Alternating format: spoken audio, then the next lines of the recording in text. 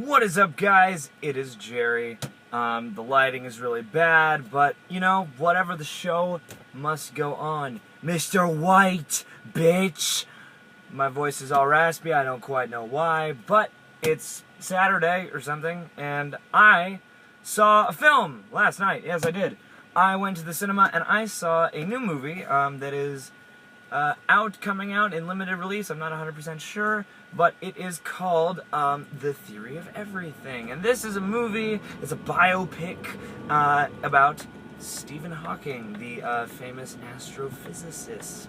You may have heard of him, you may have seen him various places, you may recognize his very distinctive computer voice. And, you know, this is a man who's had a great impact on, you know, society and culture and just science. The world as we know it. Our perception of that world, our understanding of that world. Astrophysics, wormhole theory, black hole theory, the way the world came to be. This film, this movie, is pretty spectacular in a lot of ways. I really gotta hand it to them for this one. It stars Eddie Redmayne, who you may remember from Les Miserables as Marius, and My Week with Marilyn and a couple other things. And he plays, you know, Stephen Hawking in various stages in his life. And, I mean, this is the thing everyone's gonna be talking about. I would be astonished if he didn't get an Oscar nomination, because he is absolutely incredible in this movie, and he does transcend the barrier, you know, between a guy doing an impression and a guy just embodying this man as a role, as a character, and he is absolutely incredible. It's one of the best performances I've seen in quite some time, because you really believe his performance every step of the way. I mean, he starts out as this charming, albeit very brainy, university student, and then you sort of watch him as his body starts to deteriorate, and I have to give him tons of credit, because he really threw himself into this, and you do forget, you know, after a while, that this is an actor taking on various affectations and doing various physical contortions and whatnot. You know, it's really seamless the way he slips into this, you know, very prevalent part of this man's life, and that is no small feat, you know, from his beginnings, you know, the subtle changes and whatnot, the tics and the mannerisms, and then, you know, the bigger things later on. Because most people, you know, don't know much about, you know, Stephen Hawking's young life, it seems like, you know, and at one point, you know, he wasn't wheelchair bound and he wasn't bound to a computer. So his performance is undoubtedly incredible in this movie. And he's very charming, and even when, you know, his body starts to break down, you know, he still manages to make it believable and to bring that charm and to make it very earnest and very natural.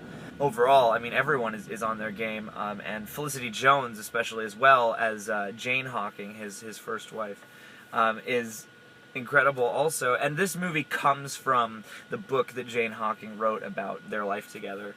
And she does a great job, and she has a lot to do in this movie, because as much as this film is about Stephen Hawking's life and his achievements and whatnot, it's also about the struggles, you know, of his home life, his family life, and, you know, a lot of that comes from his wife, who you can tell this is incredibly hard for, especially after so many years, because, as you can see in the trailer, it's like when he's first diagnosed with Lou Gehrig's disease, it's only expected that he'll live 2 years, if that, and obviously he's in his 70s now, so he's certainly gone beyond that. And it's a movie that does, you know, sort of bring up all the parts of this. I mean, there are some very charming, very heartwarming moments, but there are also some very, you know, heavy moments, and there are some very affecting and heart-tugging moments, and not in a way, to me at least, that ever felt manipulative or cheap, you know. I mean, it's easy with one of these kinds of movies, because people are going to say Oscar bait, and I guess it is, but it feels very natural in the way that it's put together and the way that it shows everything. You know, I'm not an expert, I don't know,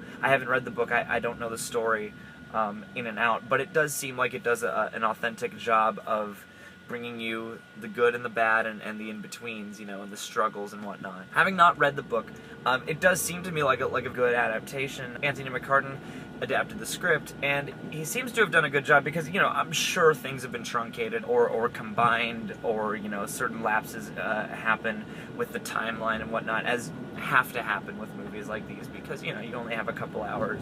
But it never felt like it was overly choppy or overly, you know, condensed in any way. And the stuff they chose to show seemed very pertinent and very poignant. And, you know, this movie also very much benefits from James Marsh's direction. He did a movie I saw a number of years ago, a documentary, in fact, called Man on Wire, I believe, which was fantastic as well. And was a very thrilling documentary in a lot of ways. And he seems to have a very skilled and very steady hand when it comes to these things. There are a lot of really great choices made with how things are paced and how scenes are cut, and the general approach to the cinematography. And I also got to hand it to Benoit Delhomme, the director of photography on this movie, because it looks fantastic, and it really does. This is one of those movies that kind of reminded me of The King's Speech watching it, in a sense, because it's very expressively shot and framed, and so the form really ties into the content, and I really appreciate when a movie, especially a movie like this, can do that. There's a lot of interesting cinematography, and it's not overly stylized, but it's just enough. It's very artistic. You can tell they really put some thought into which lenses they chose and how they chose to light certain things, and I just really love the way they captured all this, because it enhances, you know, the emotional resonance of everything just as much. And especially the scenes that see his body deteriorating, or scenes that take place in hospitals and whatnot, those are captured in such ways that they express how jarring and how sort of upsetting those scenarios can be. There are a lot of interesting angles and stuff like that in certain scenes, and little visual flares and motifs, and I really got to appreciate all that went into the editing and the cinematography in this movie. And the music as well is really good. Everything in this movie sort of works together for me to create a cohesive whole, and I really got to give them credit for that, because this is the kind of movie that can be uneven or incomplete feeling. You know, these are the kinds of movies that sometimes have a great performance or two, but ultimately don't come together as movies, and I think this one comes together really well as a complete piece. So I really love this movie in a lot of ways, and I think it's really affecting, and I think anyone who's interested is probably going to enjoy it. It's very warm, it's very lively, you know, it doesn't feel overly manipulative, and I really liked what they did here. So yeah, The Theory of Everything, really highly recommended. Definitely see it, and if you can see it on a big screen, I mean, you don't have to, like, it's not a big sci-fi movie, but I think it does benefit from the big screen experience because it is that visually and orally rich. And really the only complaint about this movie I can think of is a visual thing, oddly enough, because I love the cinematography and most of the time it looks great.